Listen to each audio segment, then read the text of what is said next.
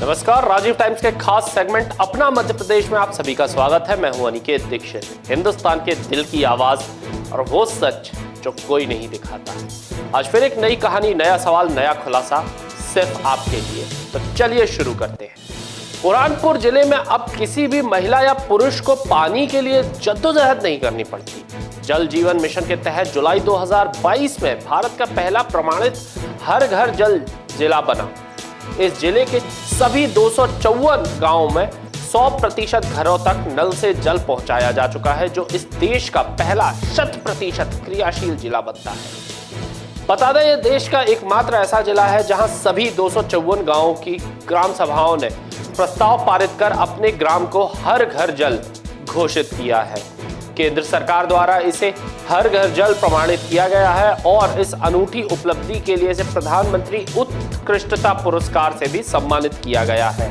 इसी के चलते प्रदेश भाजपा सरकार के 2 साल पूरे होने पर मंत्री संपत्तियां उइके ने प्रेस वार्ता कर बताया, इस योजना का उद्देश्य ग्रामीण क्षेत्रों में महिलाओं को दूर से पानी लाने की समस्या से राहत दिलाना और सुगम जीवन को बढ़ावा देना है। उन्होंने बताया, मध्य प्रदेश में 4 करोड़ 6 लाख लोग नल कनेक्शन से लाभान्वित हो रहे हैं। बुरहानपुर देश का पहला प्रमाणित हर घर जल जिला घोषित हुआ है।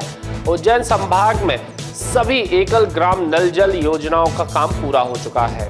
बोरवेल में गिरने से होने वाली दुर्घटनाओं को रोकने बोरवेल अधिनियम बनाने वाला मध्य प्रदेश देश का पहला राज्य भी बन गया।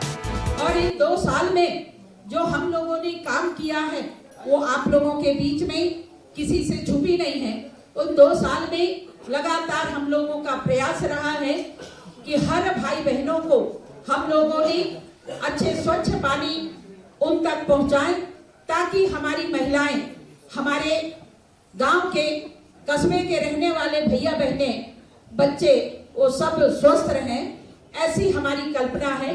और साथ में जब हम घर घर तक पानी पहुंचाने का ये मिशन को लेकर के जब जनता के बीच में जा रहे हैं, तो निश्चित ही हमारी महिलाएं, वो दिन भी मुझे याद है कि हमारी बहनें जब 2 किलोमीटर 1.5 किलोमीटर से वो हैंडपंप से पानी लाती थी, वो कुएं से पानी लाती थी, वो बावली से पानी लाती थी, वो झरने से पानी लाती थी, वो सरोवर से पानी लाती थी और सिर में मटके में मटके, ऊपर 2-2 3-3 मटके अपने सिर पे रख करके और वो पानी लेकर के आती थी और हमारी बहनों के बाल तक झड़ जाते थे, क्योंकि वो इतनी हैवी। उसमें मैं भी शामिल हूँ। मैं भी उस गांव से रहने वाली हूँ जहाँ पे हम लोगों के यहाँ पे कोई ऐसी संसाधन नहीं हुआ करते थे, जहाँ पे हम लोग तालाब के पानी पीते थे, हम लोग कुएं के पानी पीते थे और जंगल के खेड़े पे रहते थे और वहाँ के झरने के पानी लेकर के मैं खुद 2 किलोमीटर दूर से एक गुंडी के ऊपर गुंडी और गुंडी के ऊपर गुंडी लेकर के और हम लोग लेकर के आते थे। और ये मैं नहीं कह रही हूँ, ये पूरे मध्य प्रदेश या देश की हमारी बहनें जो उस परिस्थिति में गुजरे हैं, और माननीय देश के यशस्वी प्रधानमंत्री जी को और मध्य प्रदेश की सरकार डॉक्टर मोहन यादव जी को मैं बहुत बहुत धन्यवाद देना चाहती हूँ। पूरे मध्य प्रदेश के उन गरीब भैया बहनें, वो हमारी महिलाओं की ओर से, कि जिनके कारण से आज घर बैठे पानी मिल रहा है। और हमारी बहनें जब टोटी चालू करती हैं तो हमारी बहनों को आंगन में ही पानी मिल जाती है, जिसके चलते शुद्ध पानी मिलने के कारण हमारी बहनों को अब बड़ी बीमारी का सामना नहीं करना पड़ रहा है। अगली खबर की ओर रुख करते हैं। भोपाल में एसआईआर की प्रथम प्रक्रिया पूरी हो चुकी है। निर्वाचन आयोग ने बताया कि पूरे प्रदेश में 31,51,000 से अधिक वोटर ऐसे हैं जो कहीं शिफ्ट हो गए हैं या कहीं चले गए हैं, जिन्हें नोटिस दिया जाएगा। इसके अलावा पूरे प्रदेश में 8,46,000 मतदाता मृत पाए गए हैं, वे 2,77,000 अन्य स्थानों पर रजिस्टर्ड पाए गए हैं। इसके अलावा 5 करोड़ 31 लाख वोटरों ने अपना गणना पत्रक जमा कर दिया है। बता दें, एसआईआर प्रक्रिया के लिए निर्वाचन आयोग काफी लंबे समय से लगा हुआ था। इसके लिए 1,35,882 बूथ लेवल एजेंट नियुक्त किए गए थे, तब कहीं जाकर ये प्रथम चरण की प्रक्रिया पूरी हुई है। वो इनोमिनेशन फेज था, उसमें घर घर जाकर हमने मतदाताओं को गणना पत्रक दिया, उनसे बार बार संपर्क किया और उनसे जो गणना पत्रक प्राप्त हुए हैं, उसके उपरांत आज दिनांक तक हमारे 5 करोड़ 74 लाख 6,143 निर्वाचकों में से 5,31,31,983 निर्वाचकों द्वारा गणना पत्रक प्रस्तुत किए जा चुके हैं, जो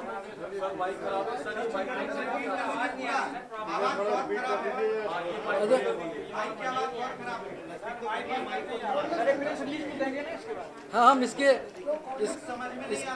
प्रेस रिलीज जो आप बोल रहे हैं उसका प्रेस रिलीज ये माइक बंद कर दीजिए ताकि माइक बंद कर देंगे तो सर ठीक हो जाएगा। और सर फिर से बोलिए। हाँ सर जी सर आप बोलिए।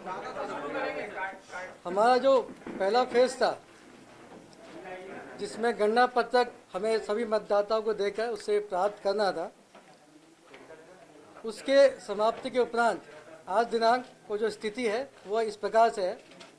हमारे 5,74,06,143 निर्वाचकों में से 5,31,31,983 निर्वाचकों द्वारा गणना पत्रक प्रस्तुत किए जा चुके हैं, जो इस विशेष गहन पुनरीक्षण के प्रथम चरण में व्यापक और प्रभावी सहभागिता को दर्शाता है। इस चरण के सफल समाप्ति के लिए हमें हमारे सभी 55 जिलों के जिला निर्वाचन अधिकारी, 230 निर्वाचक रजिस्ट्रेशन अधिकारी, उनके साथ 532 सहायक निर्वाचन रजिस्ट्रेशन अधिकारी और 65,014 मतदान केंद्रों पर तैनात बूथ लेवल अधिकारियों का समन्वित और सतत प्रयास से ये परिणाम प्राप्त हुआ है। इसमें सभी हमारे राज्य के 6 राष्ट्रीय मान्यता प्राप्त राजनीतिक दलों के क्षेत्रीय प्रतिनिधि, जिसमें उनके जिला अध्यक्ष भी शामिल थे, उनके द्वारा सक्रिय सहभागिता किया गया। उनके द्वारा 1,35,882 बूथ लेवल एजेंटों की भी नियुक्ति की गई, जिन्होंने इसमें हमें अपेक्षित सहयोग प्रदान किया। इस पूरे इनोवेशन फेज के दौरान हमने कोई पात्र निर्वाचक ना छूटे, इसके लिए हमने जन जागरूकता अभियान सभी जिलों ने, सभी हमारे अधिकारियों ने, सभी स्तर के अधिकारियों ने, सभी जिलों के जिला निर्वाचन अधिकारी, रजिस्ट्रेशन अधिकारी के द्वारा व्यापक जन जागरूकता अभियान चलाए गए। प्रक्रिया के संबंधित सारी जानकारी राजनीतिक दलों से समय समय पर बैठक आयोजित कर शेयर की गई। हमारे बूथ लेवल अधिकारी के द्वारा भी बूथ लेवल पर बीएलए के साथ बैठकें आयोजित की गई। अगली खबर की ओर रुख करते हैं। मध्य प्रदेश के पर्यटन में हाल के वर्षों में उल्लेखनीय वृद्धि देखी गई है, जो राज्य के प्राकृतिक सौंदर्य, समृद्ध इतिहास और सांस्कृतिक विरासत को दर्शाती है। बता दें, राज्य की पर्यटन क्षमता में वृद्धि के कुछ प्रमुख कारण रहे हैं जो पर्यटकों को अपनी ओर खींचते हैं। मध्य प्रदेश खजुराहो में मंदिरों, भीमबेटका की गुफाओं और सांची के स्तूप जैसी विश्व धरोहर स्थलों का घर है। इसके अलावा बांधवगढ़ और कान्हा जैसे राष्ट्रीय उद्यान वन जीवन प्रेमियों को आकर्षित करते हैं, जबकि उज्जैन और ओमकारेश्वर जैसे धार्मिक स्थल तीर्थयात्रियों के लिए महत्वपूर्ण है और इन तक पहुंचने के लिए पीएम श्री वायु सेवा और पीएम श्री हेली सेवा मिल का पत्थर साबित हुई। मैं आपको बताना चाहता हूं कि ये नई पर्यटन नीति जो हम लेके आए हैं, उसके अंतर्गत अभी तक 10,000 करोड़ के निवेश प्रस्ताव पर्यटन विभाग को प्राप्त हुए हैं। ये पर्यटन नीति की सफलता है। इसके साथ साथ 2025 में हम नई फिल्म पर्यटन नीति भी लेकर आए। इसके पहले जो मध्य प्रदेश में फिल्में बनती थीं तो सरकार उन फिल्म को अनुदान देने का काम करती थी, तो उसमें केवल फीचर फिल्म को हम अनुदान देते थे। लेकिन नई फिल्म पर्यटन नीति के अंतर्गत जितने भी प्रकार की फिल्में हैं उनको हम, चाहे शॉर्ट फिल्म हो, चाहे डॉक्यूमेंट्री फिल्म हो, फिल्म के जितने प्रकार हैं उन सब पर अनुदान देने की व्यवस्था हमने इस नीति के अंतर्गत की है और इसको विधिक प्रावधानों को अधिक सरल और पारदर्शी बनाया गया है। और मैं आपको बताना चाहता हूँ, नई फिल्म पर्यटन नीति के अंतर्गत मध्य प्रदेश में अभी तक 450 से ज़्यादा फिल्मों की शूटिंग हो चुकी है और जो मोस्ट फिल्म फ्रेंडली अवार्ड है वो भी मध्य प्रदेश को मिला हुआ है। और आने वाले समय में नई फिल्म पर्यटन नीति के कारण मध्य प्रदेश जो है फिल्म निर्माताओं का एक हब बन गया है और आने वाले समय में बहुत अच्छी फिल्मों की शूटिंग मध्य प्रदेश में होगी। इसके पहले भी बहुत फिल्मों की शूटिंग हुई, जिसमें लापता लेडीज़ हुई जो ऑस्कर के लिए नामनी हुई। अभी होम बाउंड फिल्म भी ऑस्कर के लिए हमने भेजी है, नामनी हुई है, और चंदेरी में भी बहुत सारी फिल्मों की शूटिंग हुई है। तो कुल मिला के ये है कि मध्य प्रदेश नई फिल्म पर्यटन नीति बनने के बाद फिल्म निर्माता निर्देशकों का प्रसिद्ध डेस्टिनेशन बना है। यशस्वी मुख्यमंत्री डॉक्टर मोहन यादव जी के नेतृत्व में हमने ये उपलब्धि भी प्राप्त की है। अगली खबर की ओर रुख करते हैं। मध्य प्रदेश में एसआईआर के तहत मतदाता सूची की ड्राफ्ट लिस्ट जारी कर दी गई है। निर्वाचन आयोग के अनुसार प्रदेश में कुल 42,74,160 मतदाताओं के नाम वोटर लिस्ट से हटाए जा चुके हैं, जबकि 8,40,000 मतदाताओं की मैपिंग नहीं हो सकी है। हटाए गए नामों में 19,19,000 पुरुष और 23,64,000 महिलाएं शामिल हैं। मुख्य निर्वाचन पदाधिकारी संजीव झा ने बताया कि बड़ी संख्या में मतदाता शिफ्ट, अनुपस्थित, दिवंगत या डबल एंट्री वाले पाए गए हैं। आयोग ने 22 तक दावा आपत्ति की प्रक्रिया तय की है, जबकि अंतिम मतदाता सूची 21 फरवरी 2026 को जारी होगी। राजधानी भोपाल में सबसे अधिक 4,38,000 वोटर्सों के नाम कटे हैं, जिससे सियासी हलकों में हलचल तेज हो गई है। रुक करते अगली खबर की ओर। मध्य प्रदेश के कैबिनेट मंत्री विश्वास सारंग ने कहा है कि प्रदेश में डबल इंजन की सरकार ने पिछले 2 वर्षों में हर क्षेत्र में तेजी से विकास कार्य किए हैं। विशेष रूप से खेल एवं युवा कल्याण तथा सहकारिता विभाग ने उल्लेखनीय उपलब्धियां हासिल की हैं। मंत्री सारंग ने बताया कि खिलाड़ियों की कड़ी मेहनत और सरकार के प्रोत्साहन से मध्य प्रदेश खेलों के क्षेत्र में पहले 18वें स्थान से आगे बढ़कर अब 3रे स्थान पर पहुंच गया है। खेलो इंडिया में प्रदेश ने कुल 29 पदक जीते, जिनमें शूटिंग में सर्वाधिक 12 पदक शामिल है। प्रदेश के खिलाड़ियों ने लगातार अंतर्राष्ट्रीय स्तर पर पदक जीतकर नाम रोशन किया है। सरकार ने उत्कृष्ट प्रदर्शन करने वाले खिलाड़ियों को भरपूर प्रोत्साहन राशि प्रदान की है। सहकारिता क्षेत्र में भी सरकार ने किसान हित में महत्वपूर्ण कदम उठाए हैं। किसानों को 3 लाख रुपए तक का फसल ऋण 0% ब्याज दर पर वितरित किया जा रहा है। इसके अलावा नवीन एमपैक्स डेयरी और मत्स्य समिति का गठन किया गया है। कमजोर जिला सहकारी बैंकों को आर्थिक सहायता देकर किसानों को आसानी से ऋण उपलब्ध कराया जा रहा है। मंत्री सारंग ने इन उपलब्धियों को डबल इंजन सरकार की दूरदर्शिता और जनकल्याणकारी नीतियों का परिणाम बताया। मुझे ये बताते हुए बहुत प्रसन्नता है कि हमने विगत वर्ष में हमारी जो कोऑपरेटिव सोसाइटी का जो लगभग 54,000 है मध्य प्रदेश में, उसका जो ऑडिट है वो ऑनलाइन हमने किया है। देश में हमने नंबर 1 पर आने में इसमें सफलता अर्जित की है। सहकारी आंदोलन नीचे तक पहुंचे। सहकारी आंदोलन के माध्यम से गांव की और शहर की इकोनॉमी और अच्छी हो, किसानों को उनकी खेती में और फायदा हो, उसको लेकर हम पूरी तरह से काम कर रहे हैं। खाद को लेकर मुझे मालूम है आप कुछ ना कुछ प्रश्न पूछेंगे, तो मैं खाद के विषय में जरूर बोलना चाहता हूं। खाद के डिस्ट्रीब्यूशन को लेकर हमने लगातार बहुत अच्छा काम किया है।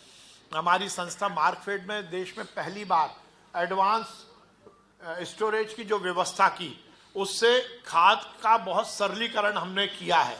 खाद को लेकर बहुत सारी बातें सामने आती हैं, पर मैं ये बताना चाहता हूं कि खाद के डिस्ट्रीब्यूशन को लेकर हमने बहुत सफलता अर्जित की है।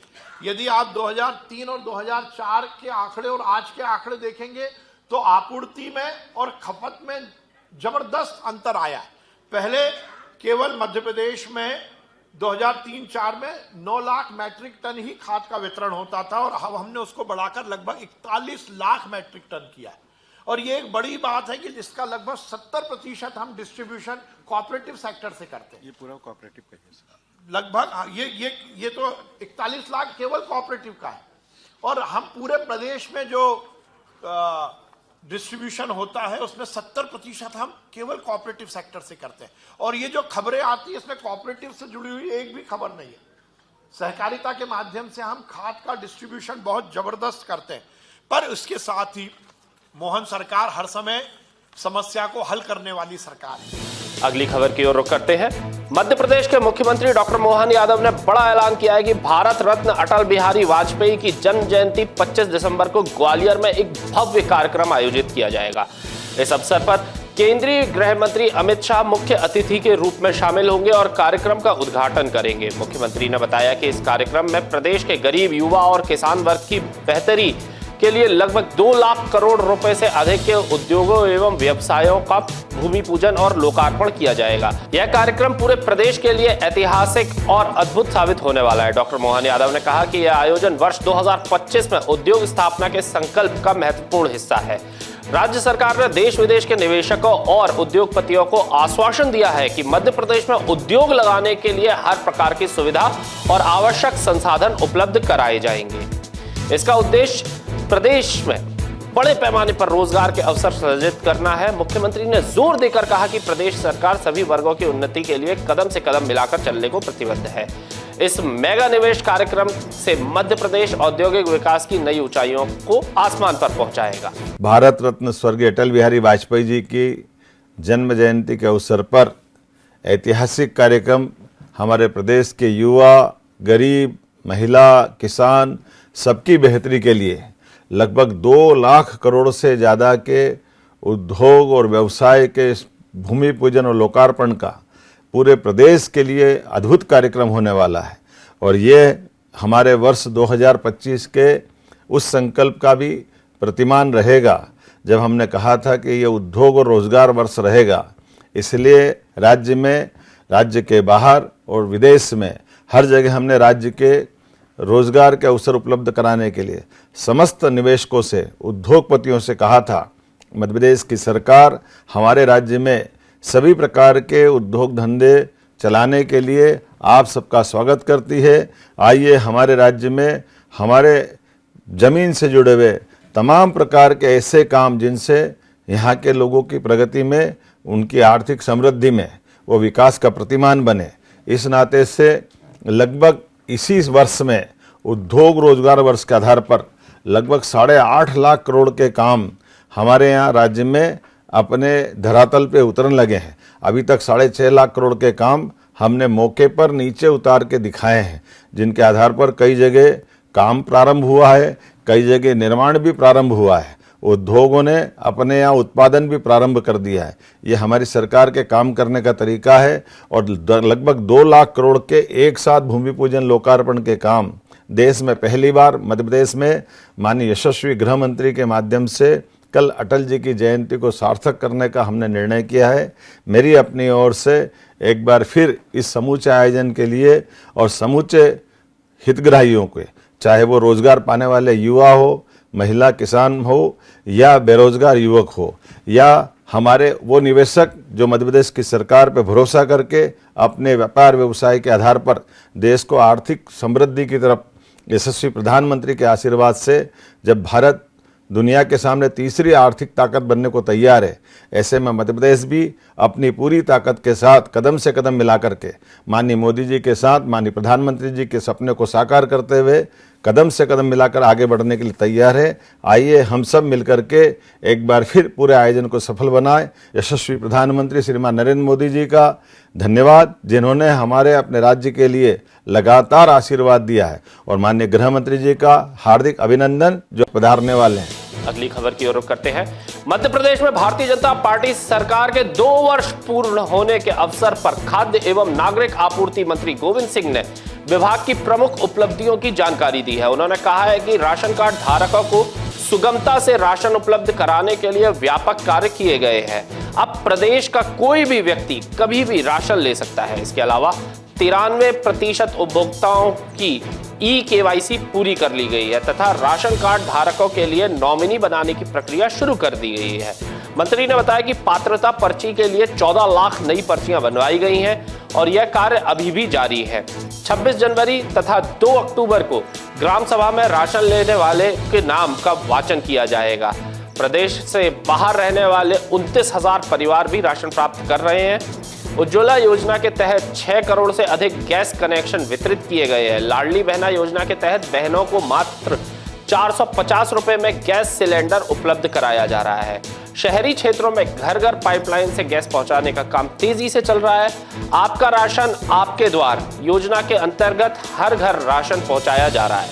धान उत्पादकों को प्रोत्साहन राशि दी गई है तथा उपभोक्ता विवादों का त्वरित निराकरण किया जा रहा है। सिंहस्थ मेले में भी विभाग पूर्ण सहयोग दे रहा है और मेला क्षेत्र में एलजीपी की पर्याप्त व्यवस्था की जाएगी।